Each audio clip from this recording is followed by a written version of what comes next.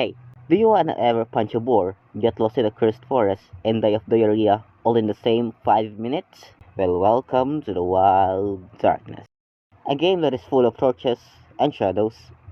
You're just a naked dude who got isekai by a magic wizard with a brain memory of 16 gigabytes. No memory, no clothes, no clues, just you, your fist, and an unforgiving trees with rats. Now coming onto the gameplay loop. Combat is just like chess, except the queen is a wild boar and you're the pawn trying not to get gored. The crafting is easy.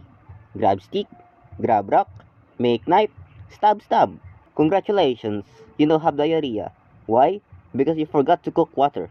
That's right. Do you remember planting in other games because you don't have trees and you need more wood?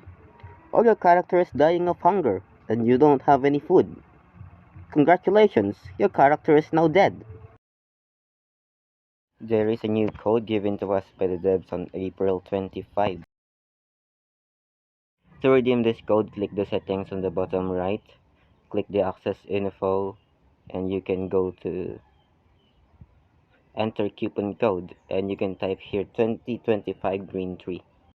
The code is also on the comment section, you can just copy and paste it here.